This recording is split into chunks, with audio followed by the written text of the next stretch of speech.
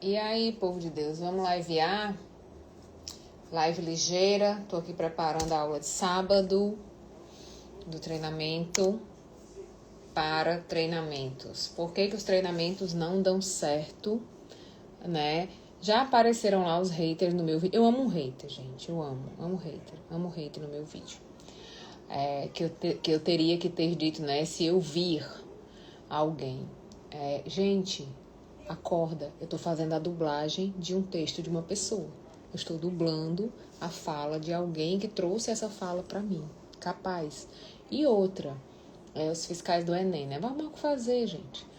Sábado a gente vai fazer um treinamento que é um conteúdo exclusivo do Pandora, tá certo? Que é o conteúdo de como eu montar um treinamento. Por quê? Porque se eu não entender de estruturas de aprendizagem, de time, principalmente o tempo da fala, que horas eu preciso dizer o quê para que a pessoa possa criar uma sequência de aprendizagem, não serve para nada. Mas enfim, sábado tem treinamento, eu já estou montando aqui as ferramentas. Quem se inscreveu, a gente vai na quinta-feira enviar as ferramentas já para vocês poderem imprimir e trazer para o treinamento. E fica gravado, tá? Vocês vão ter acesso, enfim. O que é que eu quero conversar aqui com vocês hoje? Tá difícil ser mulher nesse país. Então, assim, a gente acorda com a notícia do Calvo do Campari lá batendo na mulher, tentando estuprá-la. E acorda com a outra notícia do cara que arrastou a menina e a menina perdeu as pernas. E o que é que acontece nessas duas cenas? A certeza de que destruir uma mulher nesse país, nessa sociedade, é normal. Pode acontecer. Faz parte.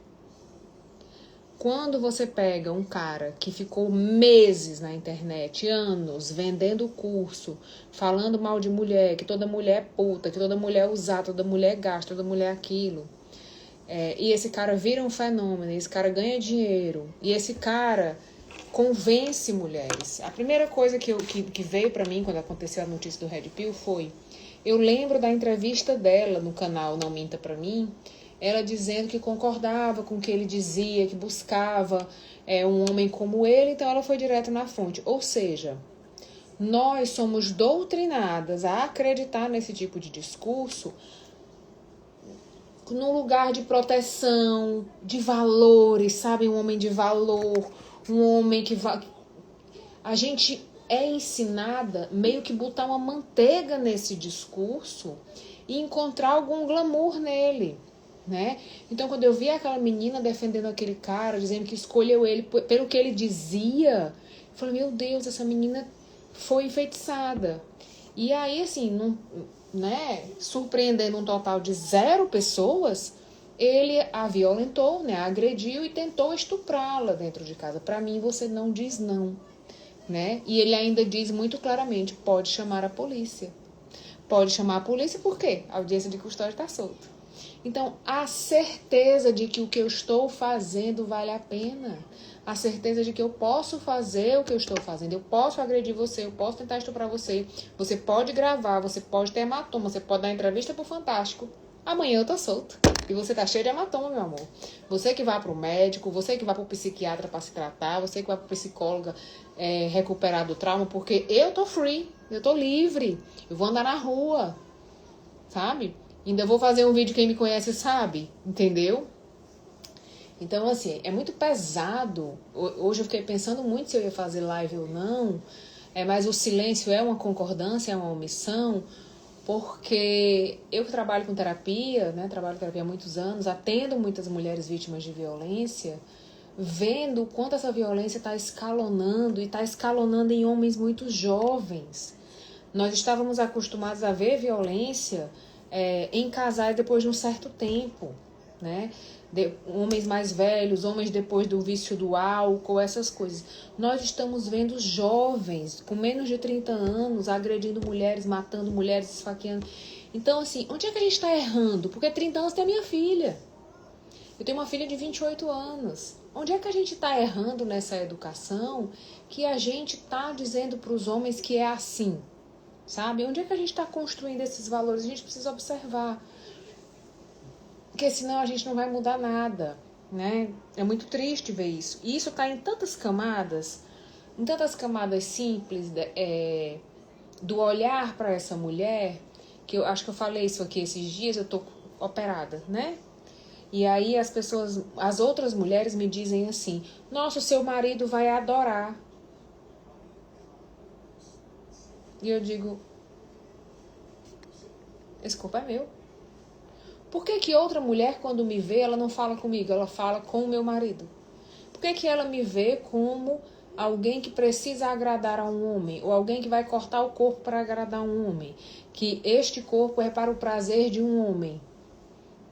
E eu fiquei pensando, meu Deus, por que elas pensam assim? Por que elas não conseguem olhar para mim e dizer, nossa, Leiliane, você tá bem? Você tá satisfeita? Você esperou quanto tempo? Né? Era o seu objetivo fazer essa cirurgia? Foi reparadora? Foi estética?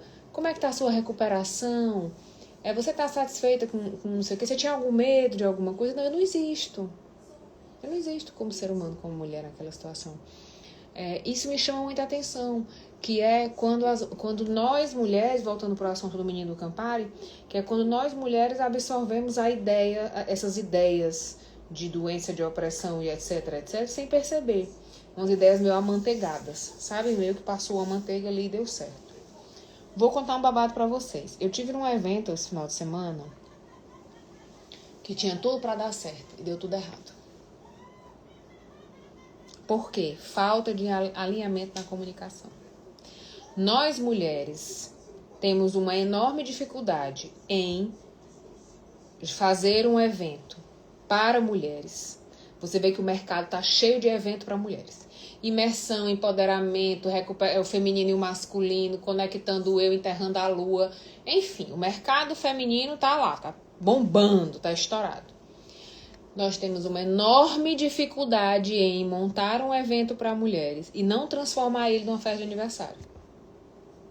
Então, os eventos para mulheres que eu participo, seja no viés sistêmico, seja no viés do feminino e do masculino, a maioria termina no mesmo lugar. Termina numa festinha de aniversário. Tem lembrancinha, tem bolo, eu compro uma roupa linda, maravilhosa, eu faço um cabelo, uma maquiagem, só aniversariante, né? Tem balãozinho, tem foto, sabe? Tem lembrancinha. E eu digo, e o conteúdo? Cadê, neném? Tu me tirou de casa pra isso? Tu me tirou de casa pra isso? Então eu vou usar esse caso como exemplo, não tô aqui pra falar mal do trabalho de ninguém, mas pra mostrar o quanto a gente pode se perder.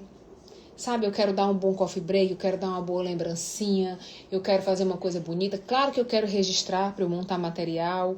Tá, e o outro? Onde é que ele tá? E a plateia? A Virginia Satir fala muito disso. E as pessoas que eu tirei de casa pra cá? O que elas vieram buscar? O que elas estão levando? Eu tô falando com elas, de verdade? Eu tô fazendo algo para elas? Ou eu tô fazendo pra mim? Pra minha capacidade? Então, assim, eu fui num evento, o evento tinha tudo pra dar certo. Tava todo lindo, todo maravilhoso. A menina uma querida e deu tudo errado. Leiliane, o que deu errado? A comunicação. Existe uma enorme diferença entre depoimento e exemplo. Existe uma enorme diferença entre você valorizar o que tem e o que dá certo e você levantar os defeitos. Nós temos uma cultura de pedir muita desculpa, de se explicar muito e nós acabamos levantando os defeitos que o cliente não percebeu e que a partir de agora ele vai perceber e vai caçar mais alguns, porque eu levo ele para esse olhar da investigação, de procurar o defeito, de procurar o problema, que ele estava em outra vibe e eu migro o olhar dele para esse lugar. Então, quando eu já tinha pensado essa aula de sábado, agora já estava programada, de como montar um treinamento, por que os treinamentos não treinam, voltado para a questão da educação, para essa questão da narrativa. E aí me veio mais uma questão. Por que os treinamentos não treinam? Porque muitos deles não estão nem em formato de treinamento, estão em formato de festinha de escola. Festinha. E eu não sei onde que eu me perdi nessa história. Então, assim, gente, você pode morrer de estudar. Eu fiz vários mestrados e pós-graduação e etc, etc, etc, etc, etc. Entre o que você tem e o que você entrega, tem uma cratera. Não tem um buraco, tem uma cratera. Entre o que você tem e o que você vai entregar, entre o que você tem e o jeito que você organiza aquilo que você vai entregar, tem um abismo que ou tu cria uma ponte para passar ou tu vai cair. Ou tu vai cair dentro dele. A maioria cai. A maioria cai. Leiane, por que a maioria cai? Porque nós não temos uma comunicação produtiva. Nós temos uma comunicação destrutiva. Nós temos uma comunicação que gosta de apontar erros, apontar defeito, acusar pessoas. Nós temos uma comunicação que gosta de relembrar os erros das pessoas o tempo todo. Quando eu vou dar um treinamento, ao invés de eu orientar, eu fico relembrando o erro. Eu fico reprimindo a pessoa. Eu fico contando historinhas que não vão me levar a lugar nenhum. Então, a nossa comunicação ela é muito mais voltada para expor o outro dentro dos problemas e dentro das situações, diminuí-lo, mostrar que eu no lugar dele faria melhor do que para treiná-lo e orientá-lo. Tá?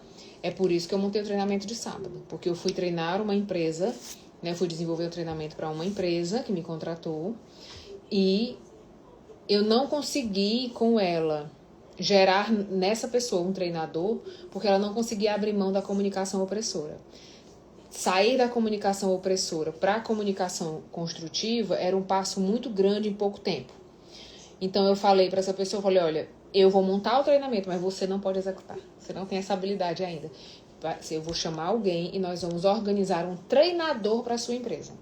E aí eu criei com ela um projeto que é um treinador para a empresa dela, para que esse treinador possa fazer o treinamento da empresa, porque a pessoa que me contratou não conseguia sair dessa comunicação, que levanta os erros, que aponta os defeitos, que acusa, que cobra, que exige, que reclama, que conta história, para uma comunicação que constrói. Leiliane, por quê? Porque eu tô ferida. Geralmente o dono do negócio, ele ralou muito para estar ali. Ele começou do zero, ele vendeu o carro, ele vendeu a casa, eu cansei do meu pai, quando começou, a gente dormia em cima das grades de Coca-Cola, dormia no chão. Então, quem começou o negócio tem um valor muito forte naquilo. Ele sofre muito quando eu começo um negócio, eu sofro muito em ver as pessoas que chegaram e já pegaram a coisa pronta, não dar valor como eu dei. Não conseguir ver a minha trajetória. E é por isso que eu não sirvo para ser trainer dessas pessoas, porque é o artesão, sabe? Vamos dizer assim, vou dar um exemplo para vocês. Eu pintei esse banquinho aqui, certo? Para passar o tempo. Vamos dizer que isso aqui é meu trabalho. Eu sou uma pessoa que produz isso aqui, que faço isso aqui. Aí vamos dizer que eu fiz isso aqui com febre, cansada, meu filho doente, eu passando mal porque eu tinha que entregar, né? Produzir, eu ganho por produção. E aí eu quero vender esse banquinho por R$150. Na hora que eu vou vender, a pessoa diz assim, nossa, mas é muito caro. Você não faz por 100? A minha alma sai do corpo. Por quê? Porque dentro desse banquinho eu tenho a minha febre, a minha dor, etc, etc. O meu cliente, ele não tem obrigação de saber nada disso. O meu cliente não tem obrigação de me indenizar por isso. Por isso que eu que produzi, não posso ser a pessoa que vende. Porque se eu for vender, eu vou sofrer sempre. E aí existe um cara chamado atravessador. Ele vai atravessar as minhas dores para que ele possa ver o preço de mercado disso aqui, vender e acabou. E passar para mim a minha parte. Mas eu preciso ter esse distanciamento. Quando eu sou dono de uma pequena empresa, quando eu começo um negócio, eu vou ter fases, certo? Eu vou montar um comércio para depois montar uma empresa. Quando eu chego na fase do comércio, eu sou aquela pessoa que faz tudo. Eu faço a contabilidade, eu faço a mídia, eu faço... Enfim, eu faço tudo. Como todo mundo quando começa, tá tudo certo. O que acontece? Aqui eu tenho apego, aqui eu tenho memórias, emoções, sentimentos. Isso aqui me prende muito em questões da minha criança, em questões da minha adolescência. Nesse lugar do comerciante ainda, eu ainda estou buscando a aprovação dos meus pais. Eu ainda tenho um monte de questões emocionais que não me deixam avançar. Só quando eu tenho consciência disso, é que eu consigo migrar para a mentalidade do empresário. Para que isso aqui não é para eu mostrar para meus pais que eu cresci, não é para mostrar para o meu ex que eu prosperei. Eu deixo de produzir para o meu passado, para compensar as dores do meu passado, e passo a produzir para os desejos do meu futuro, para o que eu quero, para o que eu gosto. E a gente muitas vezes não sabe o que quer, né? Pergunte a um doente o que ele quer, ele dirá a cura. Pergunte a um saudável, ele dirá não sei, tá certo? Então, hoje nós fizemos uma reunião e dizemos, mas eu não sei o que eu quero, porque parece que eu já tenho. Eu tenho uma vida muito confortável, graças a Deus, não nada para reclamar, certo? Às vezes o que eu quero é ter margem de erro no Ibope. Ontem eu tava resolvendo um negócio e uma amiga me ligou me pedindo para pagar uma conta para ela de R$20. Aí eu fui e paguei, obviamente. Eu disse, amiga, o que aconteceu? Ela, não, aconteceu isso, ok. Mas a gente vai entrar um mês. Me fala quais são as contas. Vamos botar aqui no grupo pra gente se unir e resolver isso. E aí resolvemos, entre nós.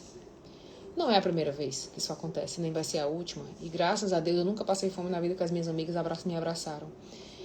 Então, às vezes, o que eu quero é ter essa margem.